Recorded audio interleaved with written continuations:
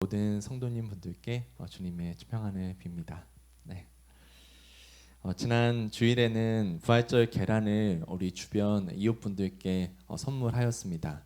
주일에는 문을 닫는 곳이 많아서요. 이 못 드린 영업장은 월요일에 나와서 모두 선물하였습니다.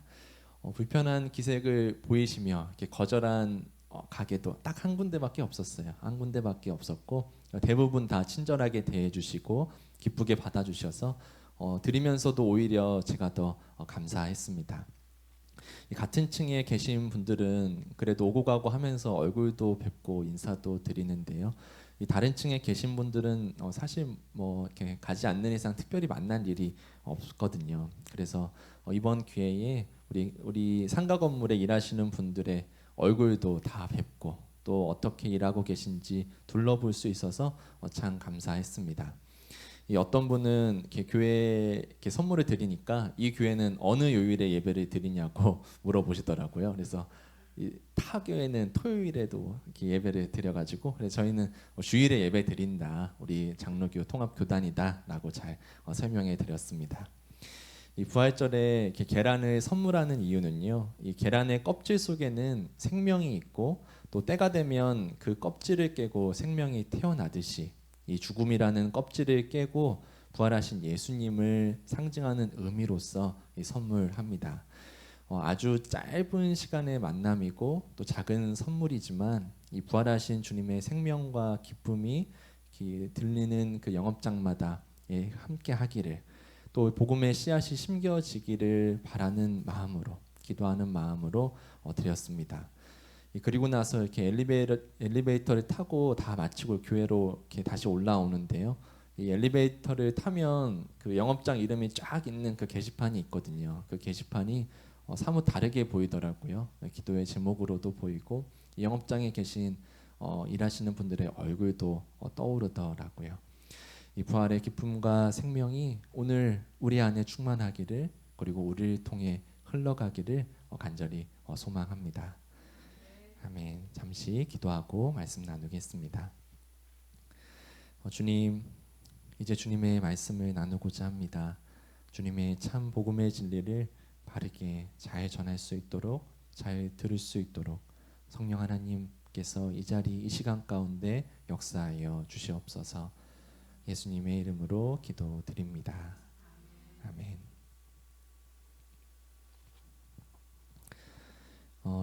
요즘은 많이 사라져서 보이지 않는 것 같지만 조금 예전만 하더라도 이렇게 전도하는 문구가 있었습니다. 예수천당 불신지옥. 예수님을 믿으면 천당에 가고 죽으면 지옥에 떨어진다는 사실은 전도 문구가 아니라 너무나 살벌한 경고 문구처럼 저에게는 느껴졌는데요. 이 문구에서 빠진 시제가 있다면 바로 현재입니다. 이 과거의 십자가에 달리신 예수님을 믿으면 미래의 구원을 보장받는다는 말이잖아요. 이 오늘의 예수님이, 이 현재의 예수님이 바로 오늘의 구원을 내 삶 가운데 어떻게 이뤄가고 계신지, 이 죽어서 가는 천당이 아니라 바로 오늘 살아서 경험하고 이뤄가는 천당, 그 하나님 나라는 어떤 것인지에 대한 가장 사실은 중요한 내용이 이 문구에는 빠져 있지요. 이렇게 오늘이 빠져버린 신앙은 이 오늘의 일상을 무의미하고 무가치하게 만들어 버리고요. 결국에는 이 죽음 이후에 이 사후 세계에 대한 이 천국만 바라보게 되면서 현실을 외면하거나 도피하는 신앙인으로 만들어 버립니다. 아니면 반대로 이 죽음 이후의 구원이 약속되었으니까 오늘을 무책임하게 살아가게 하기도 하지요. 그러나 예수님께서 우리에게 보여주신 그 부활의 사건은 과거의 구원에 머무르게 하는 사건도 아니고 또 미래의 희망만을 바라보는 사건도 아니었습니다. 오늘 바로 이 시간 이 자리에 현재적이고 일상적인 삶 속에서 이뤄가는 부활 사건이었습니다. 이 몸으로 오신 그분의 부활 사건을 바르게 이해한다면 그 부활하심의 사건은 오늘 우리의 일상을 더욱 의미 있게 하고 가치롭게 살아가게 합니다. 이 어쩌면 우리의 사명은 이 예수 천당 불신지옥이라고 외치는 것이 아니라 예수님으로부터 오는 그 천당을 오늘 이 땅 가운데 살아가고 현재에 경험하게 해주고 맛보게 해주는 일이 아닐까 생각해 봅니다.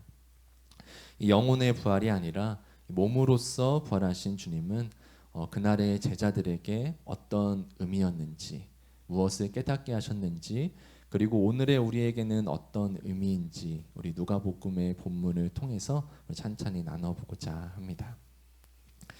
이 막달라 마리아를 통해서 예수님의 부활은 제자들에게 전해졌습니다. 이 막달라 마리아가 예수님의 무덤이 비어 있다라는 소식을 전해서 이 베드로와 요한은 예수님의 무덤에 찾아왔었죠. 그러나 예수님의 빈 무덤을 보고도 이 세마포와 두건이 몸을 쌌던 그대로 남겨져 있는 것을 보고도 그 두 제자는 예수님의 부활하심을 깨닫지 못하고 돌아갔습니다. 예수님의 제자들은 예루살렘 어느 집에 숨어서 지내고 있었습니다. 그들은 예수님께서 십자가에 못 박히실 때 도망갔던 제자들입니다. 심지어 이 아리마대 요셉과 니고데모가 예수님의 시신을 수습할 때도 나타나지 않았습니다. 예수님의 시신을 수습하다가 잘못하면 이 예수님의 추종자나 이 공범으로 발각돼서요, 이 로마 제국이나 유대 권력자들에게 잡혀서 신문을 당할 수도 있었기 때문이죠. 그래서 이 제자 중에 수제자라고 불리는 베드로도 그런 위험에 처하자 예수님을 부인하고 저주까지 했던 것이죠. 이 제자들은 예수님을 배신했다는 죄책감과 또한 자신들도 잡혀갈 수 있다는 이 두려움 속에 이 문을 걸어 잠그고 숨어서 지내고 있었습니다. 이 첫 번째로 마리아가 예수님을 보았다고, 이 부활하신 예수님을 보았다고 숨어 있는 제자들에게 알려 주었고요. 그리고 엠마오로 가던 두 제자도 예루살렘으로 돌아와서 주님을 만났다고 제자들에게 말해 주었습니다. 그렇게 그 이야기를 만났다는 이야기를 전하는 도중에 예수님께서 그들 가운데 등장하십니다. 이 안식 후 첫날 새벽에 주님께서 부활하시고 이 당일 저녁에 오늘로 치면 주일 저녁에 예수님께서 이 제자들에게 찾아오신 것이죠. 제자들은 주님께서 이 문을 걸어 잠궜는데 어떻게 들어오셨나 생각을 하면서 이분은 혹시 유령이 아닌가 하고 두려움에 사로잡혔습니다. 이 부활하신 주님께서는 이 놀라하는 제자들에게 일상적인 아주 평화의 인사를 건네시면서 말씀을 시작하시는데요. 너희에게 평화가 있기를 바란다. 그리고 이어서 이렇게 말씀하십니다. 어찌하여 너희는 당황하느냐? 어찌하여 마음에 의심을 품느냐? 내 손과 내 발을 보아라. 바로 나다. 나를 만져보아라. 유령은 살과 뼈가 없지만 너희가 보다시피 나는 살과 뼈가 있다. 라고 말씀하셨습니다. 주님은 손과 발을 제자들에게 보이시고 그리고 만지기까지 하셨죠. 이 부활하신 예수님을 보고도 유령인가 생각하며 무서워하던 제자들은 예수님의 손과 발을 보고서야, 만지고 나서야 이 눈앞에 계신 예수님이 정말 우리와 함께했던 예수님이구나라고 깨달았습니다. 요한복음을 읽어보면요, 이 옆구리도 보여주셨다고 나오죠. 이 손과 발의 못자국, 그리고 창에 찔린 그런 상처가 있는 옆구리까지 보여주시고 보여주셨습니다. 예수님은 죽음을 이기시고 부활하신 예수님의 몸이었지만 그분의 몸에는 그런 상처가 남아 있었습니다. 그 십자가의 상처, 이 사랑의 상처를 통해 제자들은 예수님을 바로 볼 수 있었습니다. 제자들은 그제서야 이 부활하신 예수님을 보면서 너무나 기뻐하고 놀라워하고 있었습니다. 그런 제자들에게 예수님께서 조금 뜬금없게 느껴지는데요. 이렇게 말씀하십니다. 여기에 먹을 것이 좀 있느냐? 이 기록은요, 식사하셨다는 기록은요, 이 다른 복음서에는 없고 이 누가복음에만 있습니다. 이 말을 듣고서는 이 제자들은 구운 생선 한 토막을 드렸고 예수님께서 이것을 잡수셨다고 나옵니다. 뭘 드셨는지까지 이렇게 구체적으로 적어 놓은 거죠. 아마 저녁 때 오셨으니까 시장하셨는지 저녁 식사를 하신 셈이죠. 우리의 친숙한 일상으로 오신 주님의 모습입니다. 이 누가복음을 기록한 이 누가는요, 이 12제자는 아니고요. 이 제자들의 증언을 통해서 누가복음을 기록했는데요. 이 다른 복음서에는 없는 이 식사 장면을 왜 생선 한 토막까지 언급하면서 기록한 것일까요? 예수님께서는 이 제자들이 무서워한 유령이 아니라 실제 하는 몸으로 오셨음을 강조하기 위함입니다. 이 누가복음을 적은 누가는 이 이방인 독자를 염두에 두고 누가복음을 적었거든요. 우리가 아시다시피 의사하고 또 이방인으로 그렇게 추정합니다. 누가를. 그래서 이방인들 독자들을 염두에 두고 이 누가복음을 적었다라고 그렇게 다 학자들이 다 의견을 모으는데요. 이방인들은 이 영혼을 중요하게 여기고 육체는 하찮게 여기는 헬레니즘 철학 아래에서 살아갔습니다. 조금 쉽게 말씀드리면 이 영혼과 관련된 일들, 철학하고 명상하고 기도하고 이런 일들은 아주 고귀한 일로 여기고 이 몸과 관련된 일들, 이렇게 먹고 자고 생존을 위해서 살아가는 일들을 하찮게 생각했던 철학. 그 철학의 내용이 다 이런 건 아니지만 그런 철학의 내용 중에 그런 내용이 있습니다. 그래서 이 영혼 불멸, 영혼을 고귀하게 여기니까 영혼이 사라지지 않는다라는 개념은 있어도 이런 육체의 부활은 이게 되게 부정적으로 여겨졌습니다. 육체의 감옥에서 영혼이 해방되는 일이 바로 헬레니즘 이 철학에서 말하는 죽음이었거든요. 한마디로 육체보다 이 영혼이 우월하다는 말인데요. 이 누가는 예수님께서는 그런 영혼의 부활이 아니라 영혼과 육체의 부활로서 우리에게 찾아오셨음을 분명하게 짚고 넘어간 것입니다. 당시의 세계관으로서는 이 누가복음을 읽는 저자들의 입장에서는 아니 썩어질 그런 하찮은 몸으로 예수님이 부활을 하셨다고 라고 이렇게 생각이 들었겠죠. 그러나 주님은 말씀이 육신이 되어 이 땅에 오신 분입니다. 그분의 몸은 십자가에 달리셨고 그분의 몸은 부활하셨습니다. 예수님은 헬레니즘 철학에서 말하는 영혼과 육체의 일을 구분하거나 영혼의 일을 더욱 우월하게 여기지 않으셨습니다. 이 로마 제국의 압제 아래 굶주림에 시달린 이들을 주님께서는 먹이셨지요. 그리고 육신의 고통으로 신음하는 이들을 주님은 치유해 주셨습니다. 약한 자들을 괴롭히고 부당한 이득을 취하는 자들을 예수님께서는 혼내셨습니다. 누가복음 7장 22절에서 예수님께서는 이렇게 말씀하시는데요. 제가 읽겠습니다. 예수께서 그들에게 이렇게 대답하셨다. 너희가 보고 들은 것을 가서 요한에게 알려라. 눈먼 사람이 다시 보고 다리 저는 사람이 걷고 나병한 자가 깨끗해지고 귀먹은 사람이 듣고 죽은 사람이 살아나고 가난한 사람이 복음을 듣는다. 예수님께서 말씀하신 복음은 그저 하늘의 이야기가 아니라 바로 오늘 우리 일상 현재의 어려움과 고통 중에 있는 자들을 구원하시고 돌보시고 치유하시는 복음이었습니다. 이어서 예수님은 제자들이 성경을 깨달을 수 있도록 성경을 풀이해 주시고 그들의 마음을 열어주시는데요. 예수님은 모세의 율법과 예언서와 시편이 이 모두 예수님 자신을 위해서 예수님 자신을 두고 기록한 것이라고 말씀하십니다. 즉 이스라엘의 멸망과 회복의 이야기는 이 그리스도의 죽음과 부활의 이야기로 읽힐 수 있다는 이야기입니다.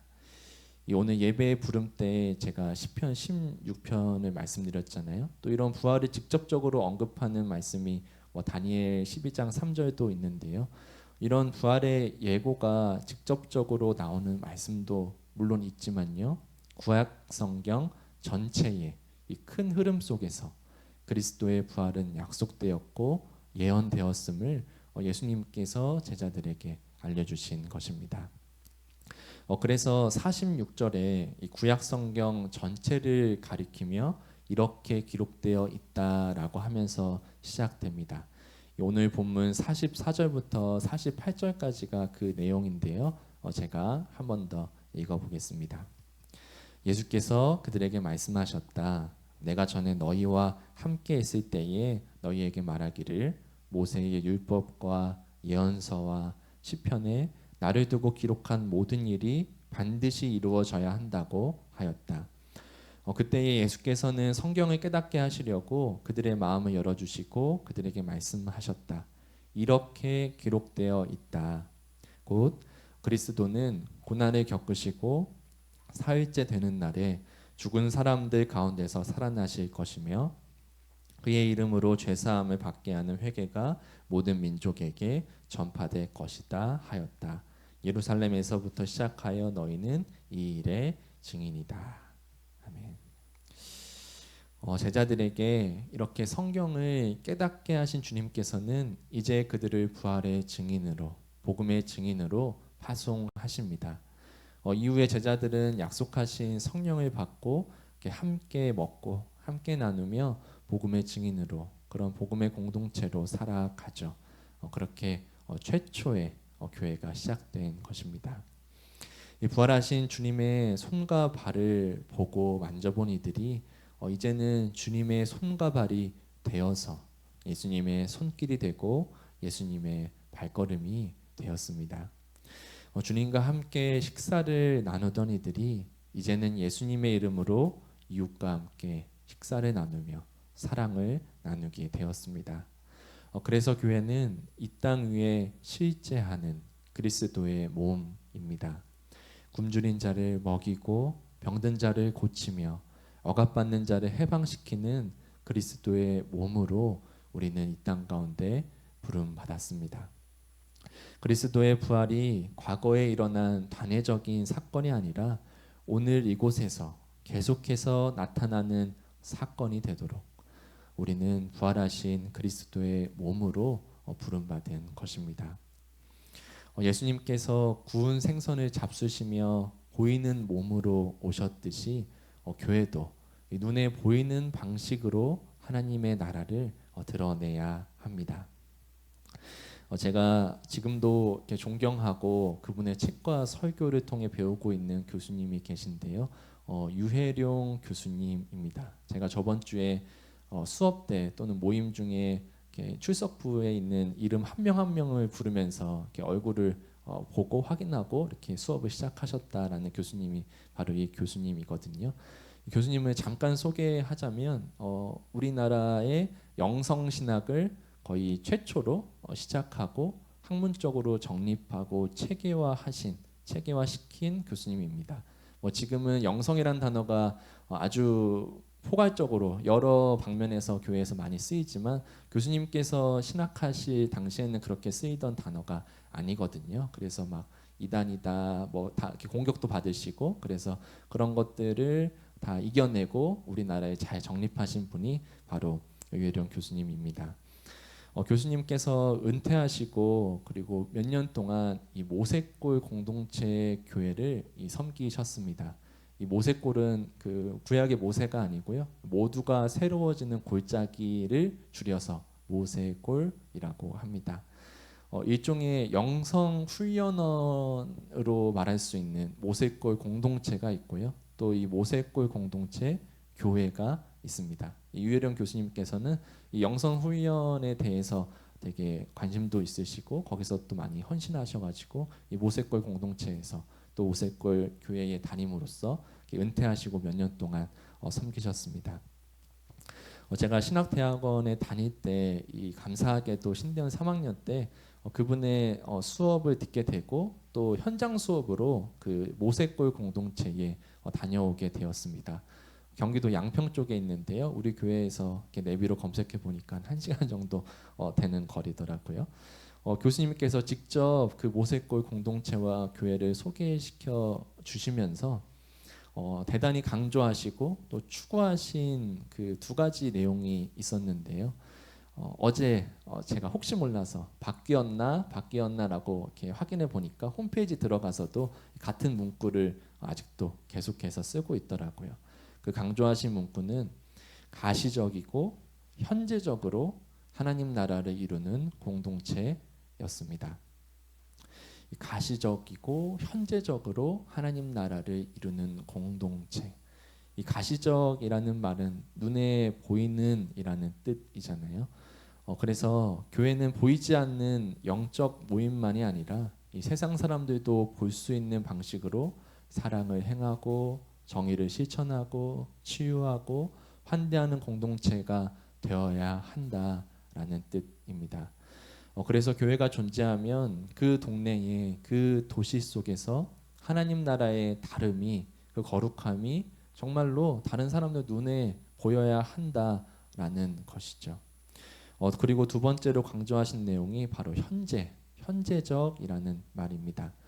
이 언젠가 천국에 갈 거야라고 이 나중으로 이 미래만 바라보면서 살아가는 공동체가 아니라 바로 지금 오늘 이 자리에서 하나님 나라를 살아내야 하는 공동체가 되자는 뜻입니다. 이 모세골 공동체라는 그 영선 훈련원도 그런 하나님의 나라를 여기서 먼저 맛보고 경험하고 나서 자신이 원래 살던 곳으로 돌아가서 그렇게 살라는 의미로 그런 가시적이고 현재적인 하나님 나라를 이루는 공동체다라는 것을 계속해서 강조하셨던 기억이 지금도 생생합니다. 이 가시적이고 현재적으로 하나님 나라를 이루어가는 공동체. 이 내용을 들으면서 특정한 한 교회만의 문구가 아니라 이 그리스도의 몸으로 부름받은 이 모든 교회가 추구하고 감당해야 하는 사명이라고 느꼈습니다. 예수님은 영혼만 부활하신 게 아니라 이 몸으로 부활하셨습니다. 이 부활하신 주님께서는 그분의 못자국난 손과 발을 제자들에게 보이셨고 만져보도록 하셨습니다. 이 구운 생선으로 식사도 하셨습니다. 그리고 우리는 그리스도의 몸으로 부름받았습니다. 예수님의 손길로 예수님의 발걸음으로 부름받았습니다. 주님과 함께 식사를 나누듯이 우리도 이웃과 식사를 나누며 사랑을 나누라고 부름받았습니다. 그리스도는 눈에 보이지 않지만 그리스도의 몸된 교회로서 세상 속에 눈에 보이는 하나님 나라를 이뤄가라고 주님은 우리를 부르십니다. 과거의 사건으로서 그리스도의 부활이 아니라 미래의 희망으로서 그리스도의 구원이 아니라 바로 지금 우리를 통해서 살아 역사하시는 그리스도의 몸으로 주님은 우리를 부르시고 계십니다. 그 부르심에 응답하여 그리스도의 몸으로 살아가는 우리 모두 우리 교회가 되기를 간절히 축원드립니다. 아멘.